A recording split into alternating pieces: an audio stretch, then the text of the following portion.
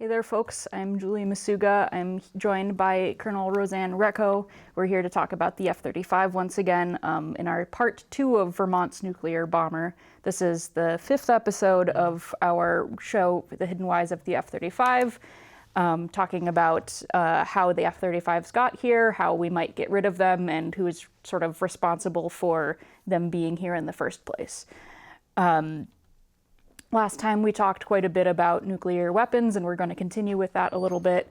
Again, going off of much of Rosanne's expertise as a nuclear targeter, having worked in the Pentagon and other various high-level. Yeah, if you want to see Rosanne's credentials, they're quite lengthy in there in the last episode. But in any case, we're going to continue talking about that today, but also we wanted to talk a bit about. We talked quite a bit about Senator Leahy, but in this episode, we'd like to talk more about Senator Sanders, the fact that he has the power to change this basing, and the fact that he has not done anything, nor met with any of us for about 12 years now. And I know a lot of folks in Vermont, as soon as you hear someone bad-mouthing Bernie, you'll turn your ears off, you'll want to tune out, but please stay with us for a minute. This is really important stuff, and we do think that it's honestly... it's very, what he's said and done about the F-35 has been very against what he has said and done about the military-industrial complex for his entire career. So with that, I will pass it over to Rosanne. Oh, thanks, Julie. So if you want to get some of the basics of the F-35 as a nuclear bomber, tune in to our last segment, because that goes into great detail about what the Secretary of Defense,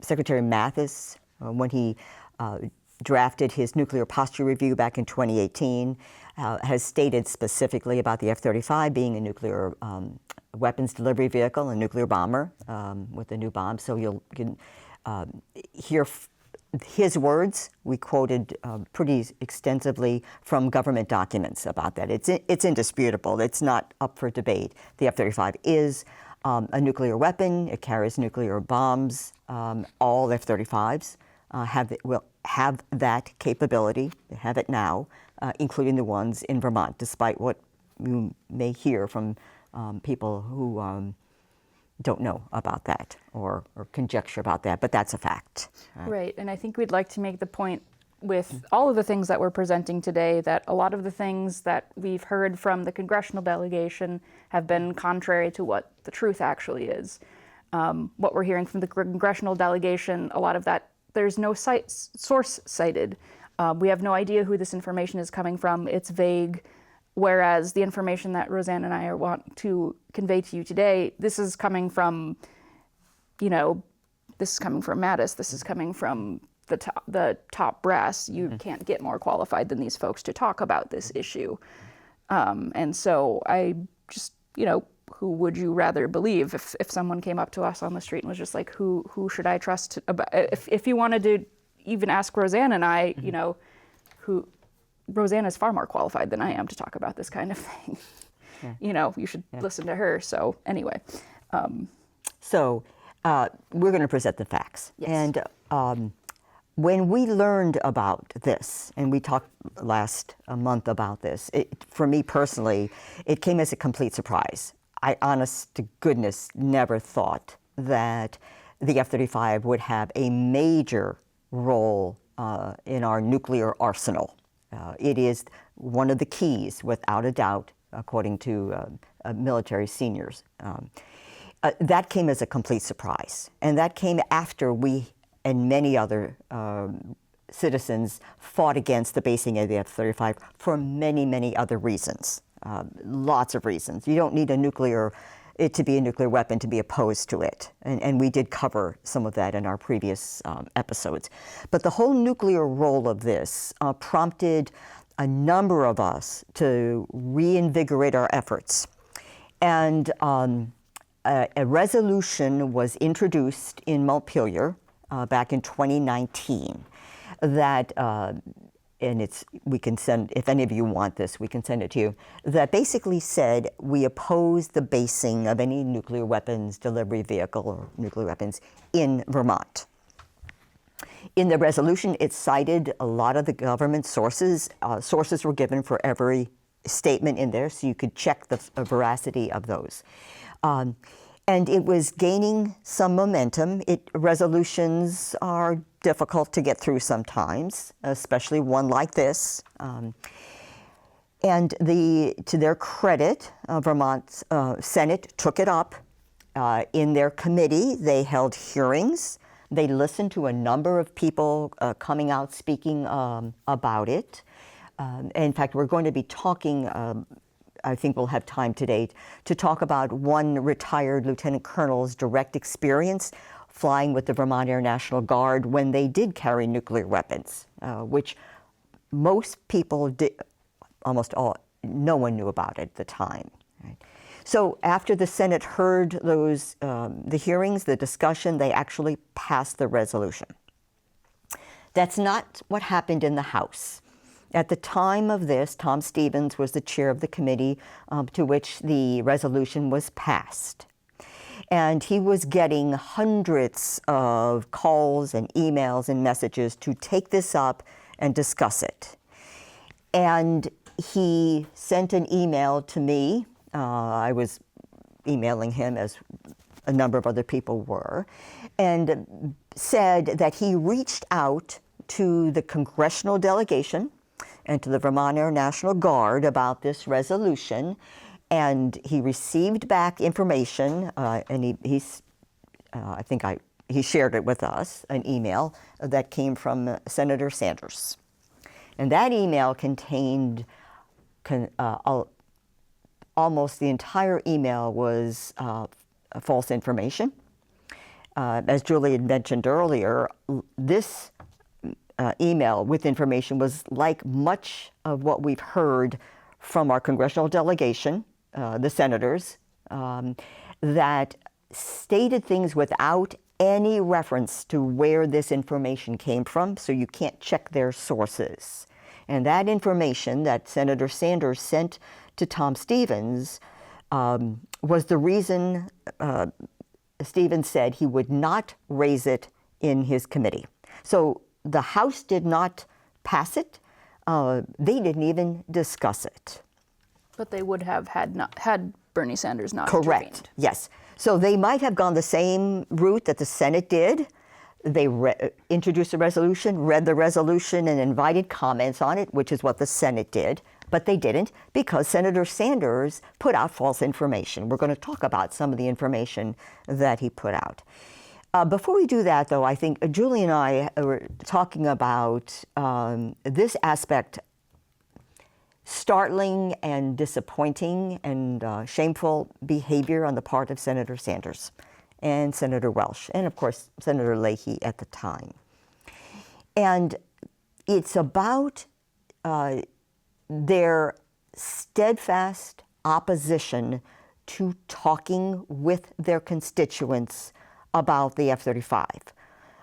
Julie has been doing this for over 10 years. I've been doing it for close to 13 years. Never once in the over a decade of our experience has Senator Sanders, Senator Leahy, or Senator Welch, or Representative Welch at the time, ever agreed to just discuss it with their constituents. Everything they have said or written has been either a form letter, a cut and paste from other things, I support this, and totally ignore what their constituents said. But if you've ever written to them, you'll get the same letter everybody else says, which is a non-answer to your issue. They have been invited to every single forum I think that we have ever tried to hold. The citizens, hundreds of these, never showed up. We are going to invite them, though, to our show. We'll give them their pick of dates, all right? Sure. But I think that goes to the real heart of the show, which is titled The Hidden Whys of the F-35s.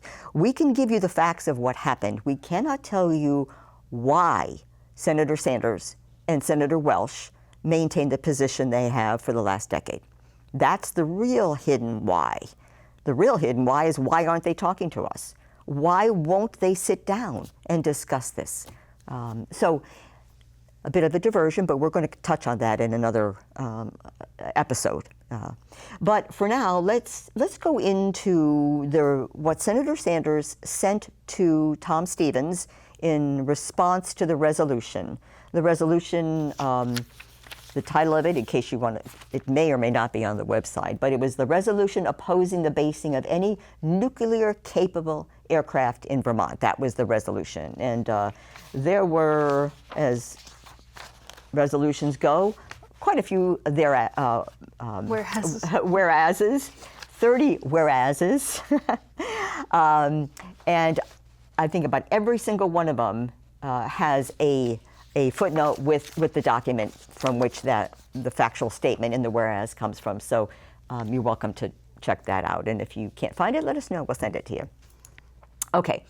So Senator Sanders sent a one-page or so memo to Tom Stevens about the nuclear capability of the F-35. Almost everything he said in there was factually false. And so we're going to go over what he said, because it still could be pulled out now, and to give you our response back, all of which comes from sources that we can tell you about. So I don't know. So Jill, we're going to go back and forth. Huntley, Brinkley. For those of you who are old enough to remember those two newscasters. This, if Julie, you want to do this one, and I'll, yeah. Sure. So in the first section of the form response from Bernie, it says, according to this analyst, quote, there are no plans to deploy nuclear weapons in Burlington. And our response to this is that it is highly unlikely that a congressional budget staffer would be privy to Department of Defense nuclear targeting strategy and planning. That just wouldn't happen. And in any case, current plans are not germane, since new plans could emerge at any time in the future without Burlington being informed. And as Rosanne said, all of the F-35s, regardless of their software, are now capable of carrying these nuclear weapons. So again, right off the bat, kind of a moot point. Okay. Yeah, so when they sent the memo out, they said they received this information, and they named a guy, Ethan Rosencrantz, who is a policy analyst, all right, in the U.S. Senate Budget Committee, right, which that's not the area that you would go to if you wanted to have an informed expert speaking about this. So, I mean, I know who this man is, but he doesn't have the credentials or the expertise. Why they got him is probably because he's the only one that sent him something, but whatever. But he is the source for what they're saying. So they also talked in there about the nuclear weapons being in Vermont, and they say, you know, they're talking about they would never store nuclear weapons in Burlington. So that's important because in regards to nuclear weapons, that's probably correct. The actual gravity bomb, that guided gravity bomb that the F-35 is going to carry, would more than likely not be stored in Burlington. We don't have the facilities or the security around doing that. But it also doesn't make much sense operationally, since the F-35 cannot reach, if we can anticipate what the target might be, because it doesn't have that kind of range. It would have to land refuel or in-air refuel, but the plans, according to the Defense Posture Review, was that the weapons, the bombs, would be forward deployed. And then the aircraft, if we were planning to start a nuclear war, we would forward deploy. But that means they would leave Vermont, go to a predetermined location closer to the target, upload the weapons, and then carry out the attack. So having the actual nuclear bombs in Burlington is immaterial. That's not where they're going to be stored, but that does not mean that the F-35 is not a weapon itself. It carries nuclear weapons, and as we spoke last time, is a target, and de facto makes Burlington, Vermont, a target for our nuclear adversaries, because you take out the aircraft, you take out the runway, you take out the hangars, the bombs are going to stay in there and they're secure bunkers because they can't be delivered. So, so I guess the next one, I guess I sort of jumped into it, and this is I'll give you to make sure you know we're quoting specifically. So Senator Sanders said the F-35 is a short-range fighter designed primarily to perform ground attack and air superiority missions, end quote.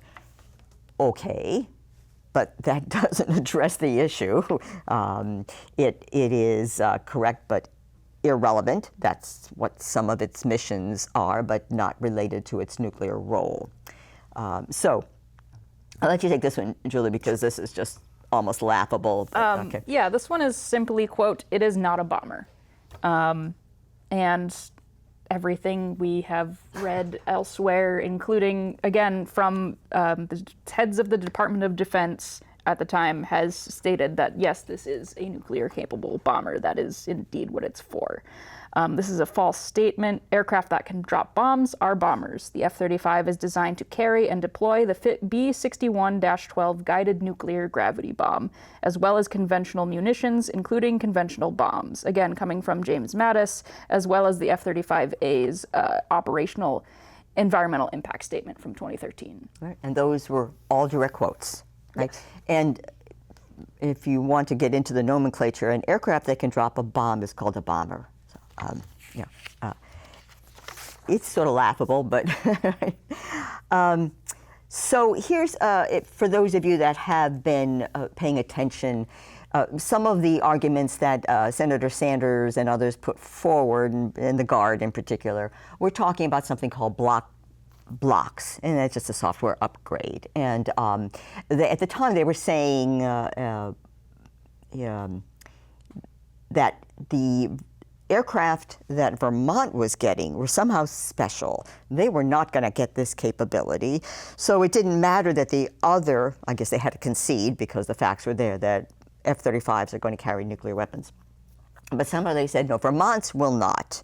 And one of the reasons they gave was that we had Block 3 and didn't have Block 4. Once again, that is correct. Also correct that nobody had Block 4 because Block 4 hadn't been rolled out yet. Also incorrect, though, was that you needed Block 4 in order to have the nuclear capability. That is false, right? So in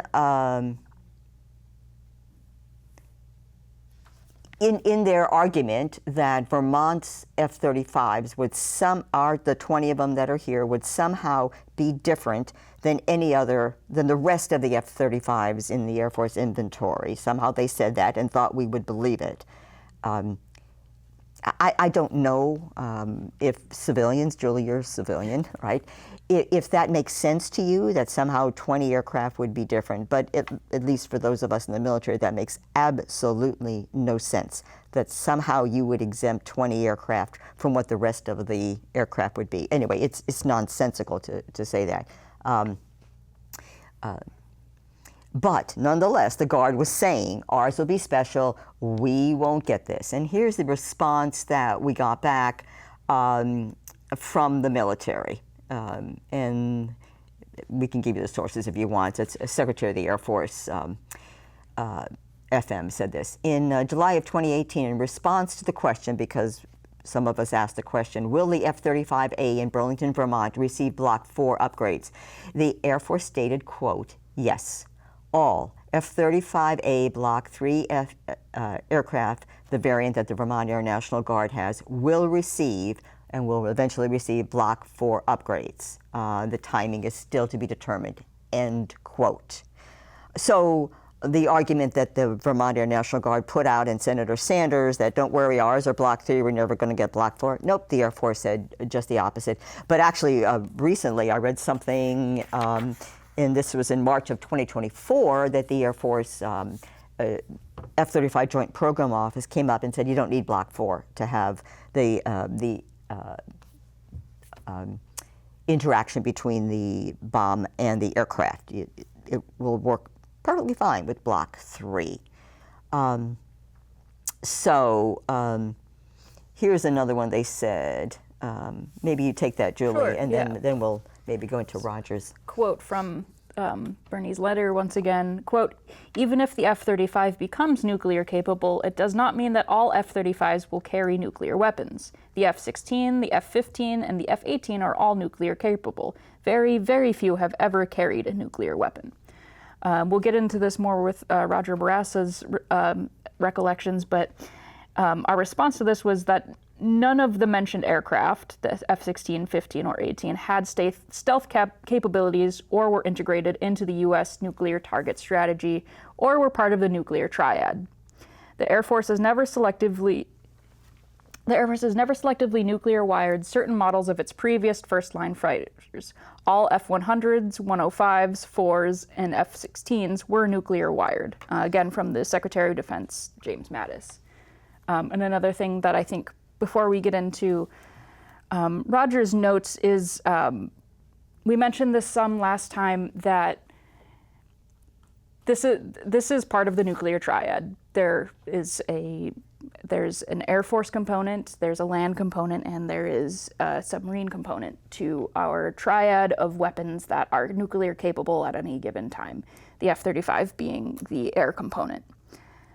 We are closer to nuclear war than we have ever been. I think in 2019 we were all a little scared because things were going on with North Korea and there were things going on back and forth, but just last week we had India and Pakistan, both nuclear powers, on the precipice of war. Logically, at some point the United States would take a side somewhere, and in the event of a nuclear war, it's just worth mentioning again that who do you think would be dropping these bombs? And it seems pretty likely that Vermont would be the one to do it. So yeah, let's get into the Vermonters that have carried bombs. Yeah. So during the testimony before the Senate back in 2019, well, by the way, some of the comments that were made when we were raising this issue, because we read about it, in government's documents, we got feedback saying Vermont is not going to do it. Vermont's never had nuclear weapons. It would never happen. And then a few people came forward that said, that's not right. Actually, there were nuclear weapons in the Vermont Air National Guard. They had a nuclear mission. No one knew about it. No one knows about nuclear missions. And by the way, they could have it right now, and we wouldn't know about it. Right? But Lieutenant Colonel retired Barassa flew with the Vermont Air National Guard. And he was a crew member, and I have his statement here that he read before the Senate committee. He flew the F-89, and these are his words. And by the way, after Roger spoke, I got a phone call from another retired Lieutenant Colonel Air Force who was the individual in the Pentagon that was assigning nuclear missions to Air Guard units. And he confirmed what Lieutenant Colonel Barassa said, that absolutely Vermont Air National Guard had nuclear weapons. They were stored here in Burlington, and they flew with nuclear weapons. And Roger says, our F-89s carried nuclear missiles to accomplish their mission. 2 high explosive missiles and 2 self-propelled rockets mounted with nuclear warheads, the Air-2 Genie nuclear-tipped air-to-air missile. These were not gravity bombs. These are missiles. The missiles and the nuclear warheads were stored in Burlington. Part of the aircrew checklist was to ensure the proper mounting of these weapons prior to taking control of the aircraft and prior to taking off. As crew members, and that's what Lieutenant Colonel Barassa was, we were purposely excluded from knowing where the nuclear warheads were stored at the airport, but they were there and uploaded in. He said, we did not carry nuclear weapons on our routine training flights out of Burlington. They carried inert weapons, that's standard. But the nuclear weapons were armed when the aircraft and the crew members were on alert status. This is something that we did quite frequently during the Cold War. And that meant that you could scramble very quickly in the event of a crisis. And he recounts, these things happen more often than you want to know, but he recount something that happened to him. He said he remembers being given the order to scramble once when he was with the V-Tang. A Russian bomber had penetrated our airspace. They took off. By the time they got there, into the airspace, the Russian bomber had turned around and was back in international airspace. He did the same thing when he was assigned to another unit in Maine. But he said, make no mistake, we carried nuclear weapons, he says, in this game. All right. So those who say it'll never happened before, are incorrect. It happened before. It could happen again. As Julie just talked about with the Pakistan-India conflict that's been on and off, escalating over decades. They both have nuclear weapons.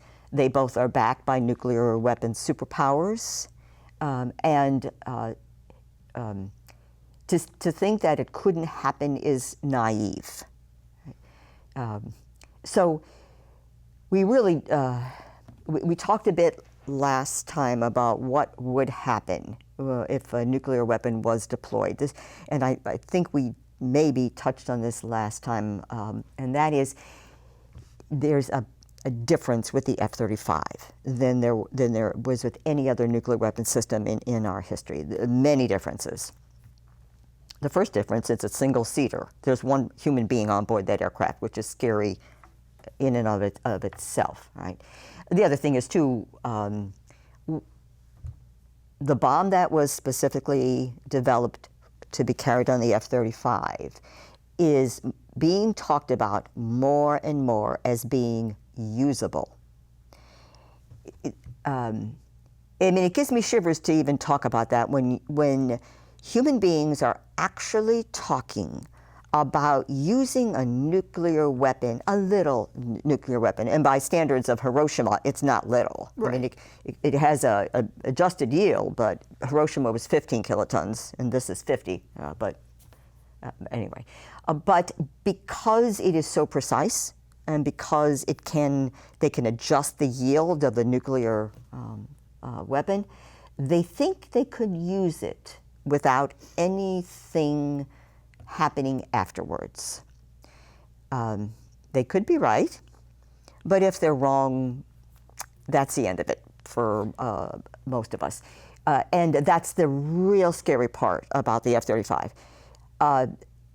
It doesn't, I mean, we have for a decade tried to get our congressional delegation to pay attention to the facts. There was enough there with the F-35, not even considering the nuclear weapon component, that would give justification to say this does not belong in a civilian population area. Now we know it's a nuclear weapon.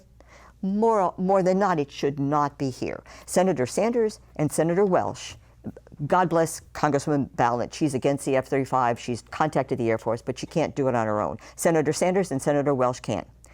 They can pressure the Air Force to get a replacement for this weapon system in Vermont. And that's what we've been asking for over a decade. And that's what we'll continue to ask for. That's what we're asking you to ask for, too.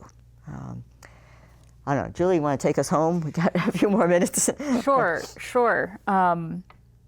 Yeah, with all of that, again, we'll probably do another episode or two of this at least, and we will certainly invite any of the congressional delegation that would like to participate, unless Bernie's busy with Coachella or something like that. But again, like, these folks have not spoken with their constituents for many, many years. It's really time that they do, that they think about their legacy, that they, come back to Vermont and actually talk to their constituents. So we're hoping that happens soon. And just one last bit of, I touched on this last time, but having read the Department of Defense section of Project 2025, this stuff is more relevant than it has ever been. They're trying to cut safety standards for testing. They're trying to open up more sites for nuclear testing. They're trying to pull out of treaties that would disallow us from testing nuclear weapons. You know, it's the clock is at midnight. Yes. Right. So again, leaving you all on another That's happy right. note. We did this last time. We did it to you again. Next time, though, we're going to offer you a bit of hope Yes. because we're going to talk next time. Next time, we're going to issue a formal invitation to Senator Sanders, Senator Welsh, Congresswoman Ballant to come and talk. Leahy, you're retired. If you want to come and talk to us, Sure, he's you've probably got some time, right? But we're going to talk next time about the Burlington City Council resolution that the citizens have asked, and it was passed 11-1 to get the congressional delegation to work with the Air Force to get a replacement mission for the Vermont Air National Guard. So we're going to bring you up to date on that next time, tell you what that was about, where it's gone, what our senators have not done, and what we can do going forward. So, with that, we bid you a fond adieu, a happy spring, and we'll see you next month. Thank you.